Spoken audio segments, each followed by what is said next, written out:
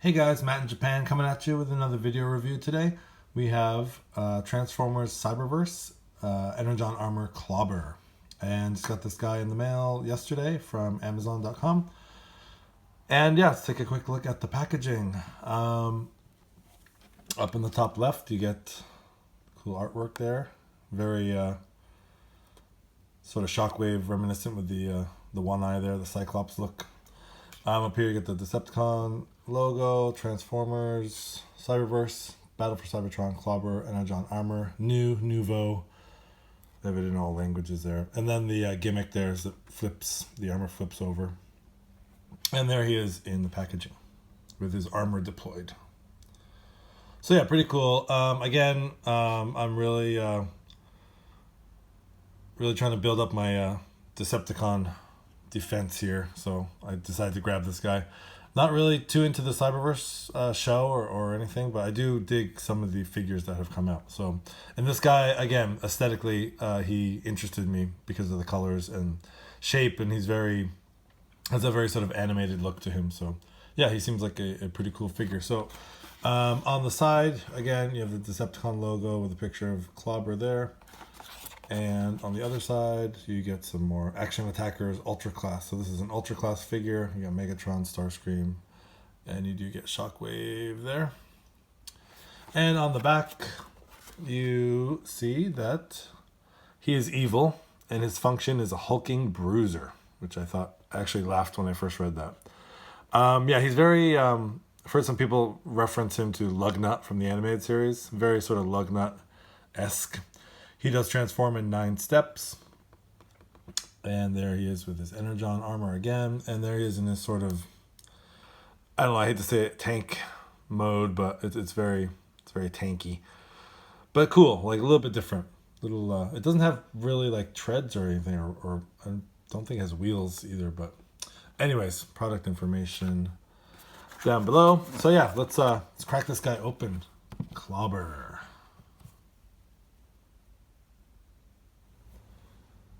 Okay, so here we have Clobber out of the packaging, and I have to apologize. I was referring to him as Clobber, but I guess it is actually a her. And she is modeled after the animated Lugnut, but for some reason they made her a girl. Again, I don't really follow the cartoon, the Cyberverse cartoon, so I'm not really up to date on these things. Anyways, let's take a quick look at her. Right off the bat, you have that nice neon green Decepticon logo there. Not much as far as the head sculpt. Very simple with the sort of dull pink eye, the one eye, and a little bit of molding for the mouth there. But going down, there is some sculpted detail here in the vents and such. Not a lot of paint apps. You got that sort of lime green and black sort of striped, sort of construction vehicle looking stripes there. Again, you get a little bit of that green paint picked out on the legs. Other than that, not a lot of paint on this figure. And on the back, you do get some green pinstriping here with a little bit more black. And a little bit of molded detail back here, and a whole lot of hollowness in the arms and legs, which is to be expected from a figure of this price point and size and all that. So yeah, as far as articulation goes, his arm is on a ball joint, so you can get a full 360. It does go out that far. You get a nice, about a nice 90-degree elbow bend there. His sort of claw hands do rotate. You can rotate those 360. Nothing really at the waist, obviously, for these figures. The hips are on a ball joint. And they are very loose. I've actually kind of had a hard time having her stand up. So I kind of have her resting against the background there. But you can do front kick all the way, back kick out this far, and you do get a knee bend. And because of transformation, you have a little bit of articulation in the foot. But other than that, you can get some cool poses. And again, aesthetically, I really like her. I'm drawn to the colors. They did use a little bit more reddish purple on here, where the chest piece is a little bit more bluish purple. So yeah, I think overall it's a neat little figure. I kind of wish that the hips were a little bit tighter. Seems like she's standing up fine though. Anyway, so getting to the gimmick, she does come with a weapon. As you can see, it is inserted on the top here. I don't necessarily like that look. It's kind of, I don't know, it's odd to me. Makes the silhouette kind of look strange, in my opinion. But anyways, once I pull this out, there's a, this is all spring loaded down here, as you can see. Once I pull this out, all that armor is going to flip over. And so let's give it a shot here. Let's see if we can do this. And it's barely, this is kind of barely holding everything in. So if I pull this out, there we go. Okay, so it worked. Yeah, that whole thing just flips out. And there you have the Energon armor for Clobber. And it's really cool how they did it in the translucent green to sort of match with the green paint on the figure. And you can see the Decepticon logo through there, which is kind of cool. They had kind of like a little window there. And again, this is just on a spring here. And I will show you in a sec. It all just folds up and goes into the backpack. But yeah, pretty cool look. Getting a closer look at the weapon that she comes with. It's a little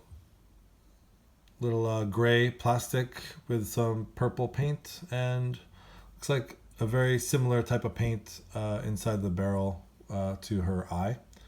Very simple, you know, a little bit of molded detail there, but yeah, nothing too crazy. And she can hold it in either hand, and I like that way better than having it on her, having it up here. So yeah, again, yeah, these legs are a little floppy, but very cool nonetheless. I really like this figure. So before we get her into her vehicle mode, I will take off the gun and let me just show you. So basically, you pull that in, put these two side panels in, and then the whole thing, you want to pull down on that lever, that opens up, and that whole thing just folds back, kind of hold it in place, and it just snaps. Whoa! Yeah, it's very sensitive here. Let's try that again. So you kind of have to be careful. Put it back and hold on. Okay, it's got to lie flush against there, and then that just snaps into place. There is a little black lever there, so if you push that again, let's do it one more time. That does deploy the armor. So let's put this back again. Try that one more time. Just make sure everything's flush, and that will snap back. And let's get her into her vehicle mode.